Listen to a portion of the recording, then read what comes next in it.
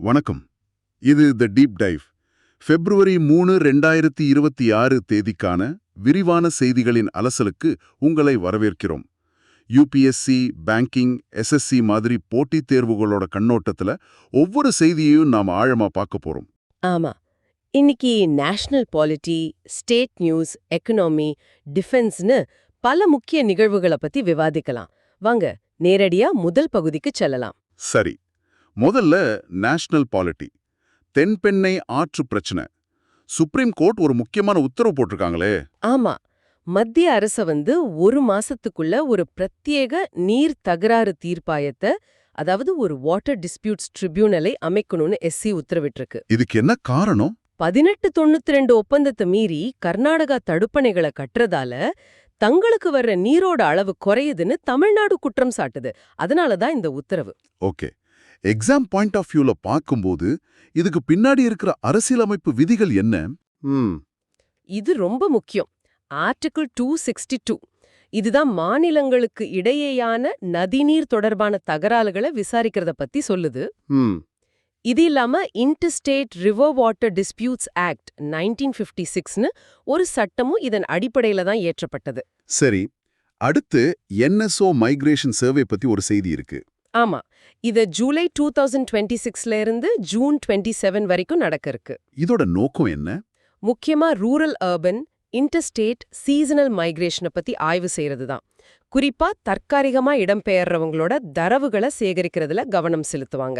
அந்த தரவுகளை வச்சு என்ன பண்ணுவாங்க? அதை வச்சுதான் ஹவுசிங் மற்றும் டிரான்ஸ்போர்ட் பாலிசி, அதாவது வீட்டு வசதி மற்றும் போக்குவரத்து கொள்கைகளை வகுப்பாங்க. சரி, அடுத்ததா நியூ ஐபிஎஸ் டெபுடேஷன் ரூல்ஸ். இதுல என்ன மாற்றம் வந்திருக்கு? மினிஸ்ட்ரி ஆஃப் ஹோம் அஃபேர்ஸ் கொண்டு வந்திருக்கிற இந்த புதிய விதிகளின்படி எஸ்பி அல்லது டிஐஜி ரேங்க் அதிகாரிகளுக்கு குறைந்தபட்சம் 2 வருஷம் சென்ட்ரல் டெபுடேஷன் அனுபவம் இருக்கணும். எதுக்கு இந்த அனுபவம்? அப்படி இருந்தா மட்டும்தான் அவங்க மத்தியில ஐஜிபி பதவிக்கு தகுதி பெறுவாங்க.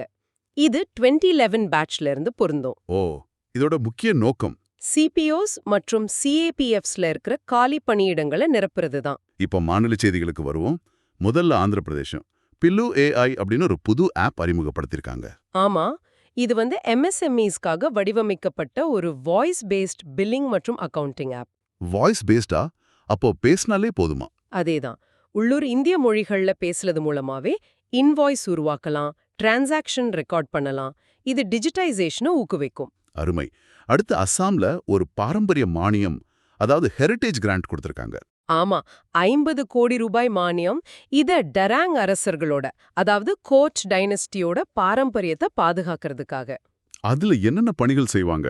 முக்கியமா மகாபீர் சிலரை, மகாராஜ் நரநாராயண் இவங்களோட தொடர்புடைய இடங்களை புனரமைக்கிறது, சிலைகள் திறக்கிறது மாதிரியான பணிகள் இதுல அடங்கும். மகாராஷ்டிரால ஒரு அரசியல் மாற்றம். புதிய துணை முதலமைச்சர் நியமிக்கப்பட்டிருக்காங்க. ஆமா, சுனேத்ரா பவார் ஜான் 31, 2026ல பதவியேற்றாங்க. இதுல ஒரு முக்கியத்துவம் இருக்கு. என்ன அது? இவங்க தான் மகாராஷ்டிராவோட முதல் பெண் துணை முதலமைச்சர். ஓ, இது ஒரு முக்கியமான தகவல். ஆமா, இதுல ஒரு கான்ஸ்டிடியூஷனல் அலர்ட்டும் இருக்கு. இவங்க இப்போ எம்பியா இருக்காங்க, அதனால 6 மாசத்துக்குள்ள எம்எல்ஏ அல்லது எம்எல்சி ஆகணும். சரி, அடுத்து விமான போக்குவரத்து துறை விங்ஸ் இந்தியா 2026 நிகழ்வு. இது ஜான் 28ல இருந்து 31 வரைக்கும் ஹைதராபாத்ல பெகம்பேட் ஏர்போர்ட்ல நடந்தது. இதோட theme Indian aviation paving the future from design to deployment. மூகா-ஏஐ, ஃபிச்சி இவங்க எல்லாரும் சேர்ந்து தான் இதை ஏற்பாடு செஞ்சாங்க இல்லையா? ஆமா, இதுல சில முக்கிய விருதுகளும் வழங்கப்பட்டது. சொல்லுங்க. பெஸ்ட் ஏர்போர்ட் விருது டெல்லி இன்டர்நேஷனல் ஏர்போர்ட் லிமிடெட், அதாவது டிஐஏஎல்க்கும், பெஸ்ட் கான்ட்ரிபியூட்டர் விருது ஹிந்துஸ்தான் ஏரோநாட்டிக்ஸ் லிமிடெட் ஹெச்ஏஎல்க்கும் வழங்கப்பட்டது. மாநிலங்களுக்கு ஏதாவது விருதுகள் உண்டா? உண்டு. பெஸ்ட் ஸ்டேட் ப்ரமோஷன் விருது உத்தரகாண்ட், தெலங்கானா, குஜராத்துக்கும், பெஸ்ட் ஸ்டேட் டெடிகேட்டட் அவுட்லுக் விருது ஆந்திர பிரதேஷுக்கும் கிடைச்சது. விருதுகள் ஒரு பக்கம் இருக்கட்டும், முக்கியமான வணிக ஒப்பந்தங்கள், மேஜர் பிசினஸ் டீல்ஸ் ஏதாவது நடந்ததா? ஓ, நிச்சயமா. ஏர் இந்தியா 30 போயிங் விமானங்களுக்கு ஆர்டர் கொடுத்திருக்காங்க. ஓகே.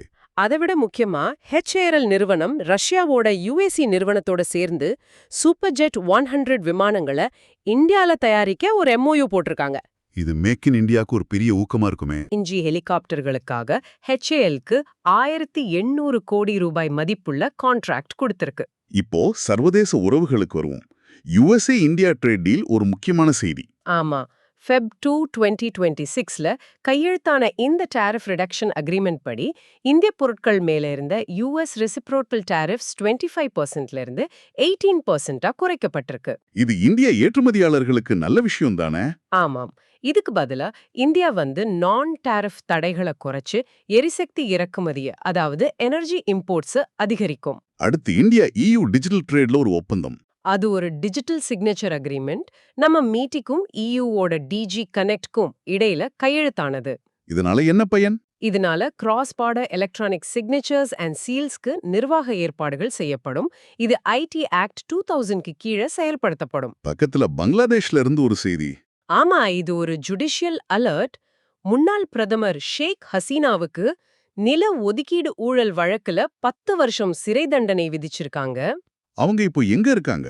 அவங்க ஆகஸ்ட் 2025ல இருந்து இந்தியால தஞ்சம் புகுந்திருக்காங்க. அவங்க உறவினர்களுக்கும் தண்டனை TK 1 lakh அபராதமும் விதிச்சிருக்காங்க. அடுத்து பொருளாதார பிரிவு. புகையிலை மீதான எக்ஸைஸ் டியூட்டில மாற்றம். ஆமா, எஃபெக்டிவ் Feb 1, 2026ல இருந்து அன்மேனுஃபேக்சர்ட், அதாவது அன்பிராண்டட் டொபாக்கோ மேல இருந்த 18% சென்ட்ரல் எக்ஸைஸ் டியூட்டியை திரும்ப பெற்றிருக்காங்க. அப்போ எல்லா புகையிலை மீதான வரியும் நீக்கப்பட்டுருச்சா?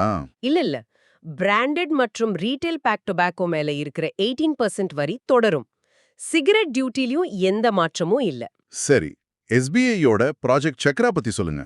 State Bank of India sunrise செக்டர்ஸ்க்கு நிதி உதவி அளிக்க ஒரு சென்டர் ஆஃப் எக்ஸலன்ஸ், அதாவது COEஐ அறிமுகப்படுத்தியிருக்கு. இதோட இலக்கு என்ன? 2030க்குள்ள 100 ட்ரில்லியன் ரூபாய் முதலீடு செய்யறது தான் இலக்கு. 100 ட்ரில்லியன். எந்த மாதிரி துறைகள்ல கவனம் செலுத்துவாங்க? Green hydrogen, semiconductors, RE, EV battery storage, data centres மாதிரியான துறைகள்ல கவனம் செலுத்தப்படும். இதுக்கு SBI தனியாவா செயல்படுதா? இல்ல, SMBC, மிட்சுபிஷி UFJ உட்பட 21 நிறுவனங்களோட SBI கூட்டு சேர்ந்திருக்கு. அடுத்து வங்கி, நிதி மற்றும் கார்ப்பரேட் செய்திகள். பூட்டான்ல இருந்து ஒரு நிதி செய்தி வந்திருக்கே. ஆமா, பூட்டான்ல இருக்கிற ஜெலஃபோ மைண்ட்ஃபுல்னஸ் சிட்டி, அதாவது GMCல செயல்படுற மேட்ரிக்ஸ் பூட்டான் PTLTக்கு ஜெலஃபோ ஃபினான்ஷியல் சர்வீசஸ் ஆஃபீஸ் ஒரு இன் பிரின்சிபல் அப்ரூவல் கொடுத்திருக்கு. இது மூலமா அந்த நிறுவனம் என்ன சேவைகள் வழங்கும்? அவங்க virtual assets, custody services, regulated money services மாதிரியான சேவைகளை வழங்குவாங்க. அடுத்து ஒரு ஸ்ட்ராட்டஜிக் பார்ட்னர்ஷிப் பத்தி பார்க்கலாம். சென்ட்ரல் பேங்க் ஆஃப் இந்தியாவும் HSBC ஆசெட் மேனேஜ்மெண்ட்டும் ஒரு ஒப்பந்தம் போட்டிருக்காங்க. இதன்படி CBI தன்னோட வாடிக்கையாளர்களுக்கு HSBCயோட equity, debt, hybrid mutual fund ப்ராடக்ட்ஸை விநியோகம் செய்யும். செலிப்ரேஷன்னா என்ன? இது செயில் நிறுவனம் மைகவ் கூட சேர்ந்து நடத்துற ஒரு நிகழ்வு. இதோட theme steel to soul connection. அதுக்குள்ள சப் தீம்ஸ் கூட இருக்கா? ஆமா, building big dreams, shield and ஸ்டார்னு இன்ஃப்ரா, டிஃபென்ஸ் தொடர்பான சப் தீம்ஸ் இருக்கு. இப்ப நாம என்வாயன்மெண்ட், சயின்ஸ் அண்ட் கல்ச்சர் பகுதிக்கு வருவோம். குஜராத் ரெனியூவபிள் எனர்ஜில ஒரு புது மைல்கல்ல எட்டியிருக்கு. ஆமா, குஜராத் இப்போ இந்தியாவோட மிகப்பெரிய RE கான்ட்ரிபியூட்டரா உருவெடுத்திருக்கு. அவங்களோட மொத்த திறன் 42.583 GWG. இது நாட்டுல எவ்வளவு சதவீதம்? இது தேசம் மொத்த உற்பத்தியில 16.50%. விண்ட் பவர்லயும் ரூஃப்டாப் சோலார்லயும் அவங்க தான் நம்பர் 1. Solar பவர்ல number 2. ஒரு கூடுதல் தகவல் என்னன்னா, விண்ட் பவர் பாலிசியை அறிமுகப்படுத்தின முதல் மாநிலமும் குஜராத் தான். சரியா சொன்னீங்க. அறிவியல் துறையில ஒரு முக்கியமான விருது. ஆமா, நோபல் ஆஃப் ஜியோ சயின்சஸ்னு சொல்லப்படுற கிராஃபோர்ட் பிரைஸ் 2026 இந்திய வம்சாவளியை சேர்ந்த வீரபத்ரன் ராமநாதனுக்கு வழங்கப்பட்டிருக்கு. அவரோட எந்த ஆராய்ச்சிக்காக இந்த விருது? புவி வெப்பமயமாதல்ல CFCs, மீத்தேன், நைட்ரஸ் ஆக்சைடோட பங்கு குறித்த அவரோட ஆராய்ச்சிக்காக இந்த விருது வழங்கப்பட்டிருக்கு. கலாச்சார பாதுகாப்புல ஒரு புது முயற்சி. ஆமா, ஆயுர்வேதிக் மேனஸ்கிரிப்ட்ஸ்களை டிஜிட்டைஸ் பண்ற பணி தொடங்கப்பட்டிருக்கு. CCRASம் ஒடிசால இருக்கிற பெர்ஹம்பூர் யூனிவர்சிட்டியும் சேர்ந்து இதை செய்றாங்க. இது மூலமா எவ்வளவு சுவடிகள் பாதுகாக்கப்படும்? சவுத் ஒடிஷா கல்ச்சுரல் ஸ்டடி சென்டர்ல இருக்கிற 2000க்கும் மேற்பட்ட பனையோலை சுவடிகள் இது மூலமா பாதுகாக்கப்படும். இப்போ பாதுகாப்பு மற்றும் தேசிய பாதுகாப்பு செய்திகள். யந்த்ரா இந்தியா லிமிடெட் YILக்கு ஒரு புது அந்தஸ்து கிடைச்சிருக்கு. ஆமா, YIL நிறுவனத்துக்கு மினிரத்னா கேட்டகரி 1 அந்தஸ்து ஃபெப் 2 2026ல வழங்கப்பட்டிருக்கு. OFB கார்ப்பரேட்டைசேஷனுக்கு பிறகு உருவாக்கப்பட்ட லாபமீட்டும் PSU. அடுத்து எக்ஸசைஸ் கஞ்சார் 13. இது இந்தியாவுக்கும் கிர்கிஸ்தானுக்கும் இடையான சிறப்பு படைகளோட ராணுவ பயிற்சி. எங்க நடக்குது? இது அசாம்ல மிசமாரில ஃபெப் 4ல இருந்து 17 வரைக்கும் நடக்குது. கவுண்டர் டெரரிசமும் அர்பன் வார்ஃபேரும் தான் இதோட முக்கிய நோக்கம். ஹைவே சைபர் செக்யூரிட்டில ஒரு புது MOU. ஆமா, IHMCL-ம் நேஷனல் ஃபோரென்சிக் சயின்சஸ் யூனிவர்சிட்டி, அதாவது NFSU-ம் ஒரு 3 வருஷம் ஒப்பந்தம் போட்டிருக்காங்க. எதுக்காக இந்த ஒப்பந்தம்? MLF டோலிங் மற்றும் டிராஃபிக் மேனேஜ்மெண்ட் சிஸ்டம்ஸை பாதுகாக்கிறது தான் இதோட நோக்கம். சரி, இனி சில முக்கிய நியமனங்களை பார்க்கலாம். முதல்ல அனிதா. இவங்க டிபார்ட்மெண்ட் ஆஃப் டிஃபென்ஸோட டைரக்டரா நியமிக்கப்பட்டிருக்காங்க. இவங்க 2007 பேட்ச் IRS அதிகாரி.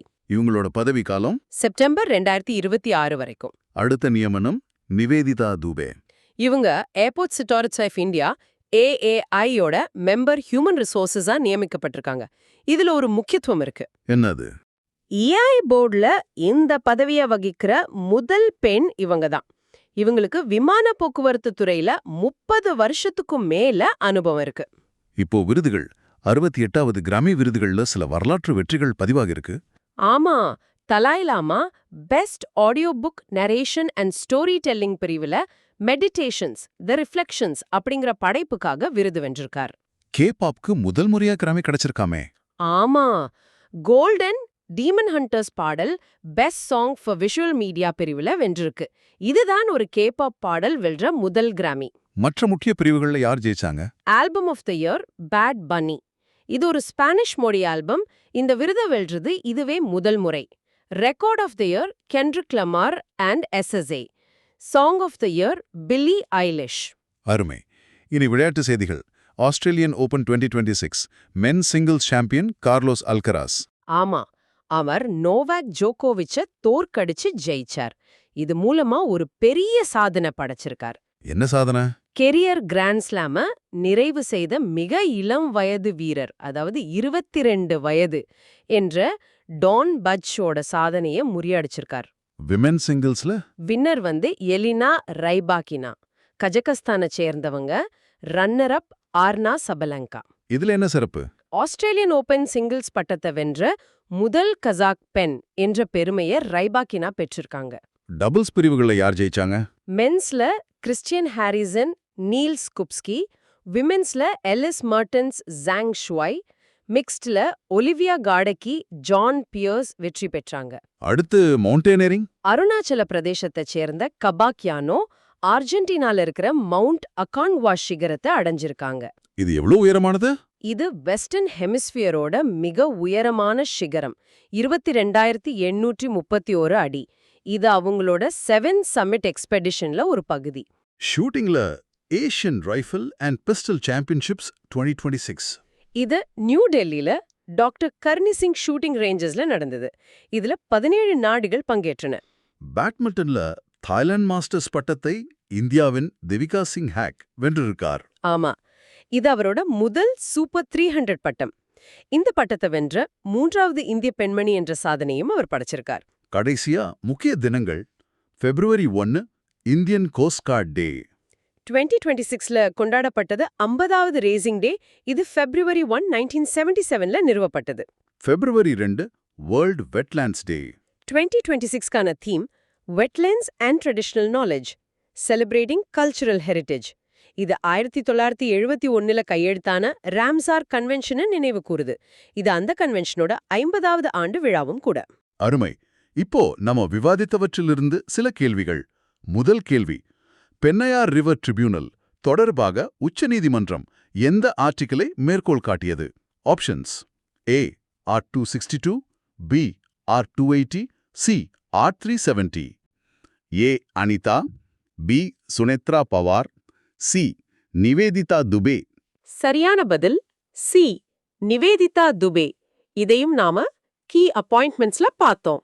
மூன்றாவது கேள்வி, US மற்றும் இந்தியா இடையே ஒப்புக்கொள்ளப்பட்ட புதிய குறைக்கப்பட்ட ரெசிப்ரோக்கல் டாரிஃப் ரேட் என்ன? Options: A 10%, B 18%, C 25%. சரியான பதில் பி 18%. இது 25%லிருந்து குறைக்கப்பட்டது. நான்காவது கேள்வி. ரினியூவபிள் எனர்ஜி கெப்பாசிட்டியில் தற்போது இந்தியாவின் மிகப்பெரிய பங்களிப்பாளர் எந்த மாநிலம்? ஆப்ஷன்ஸ்: ஏ தமிழ்நாடு, பி ராஜஸ்தான், சி குஜராத்.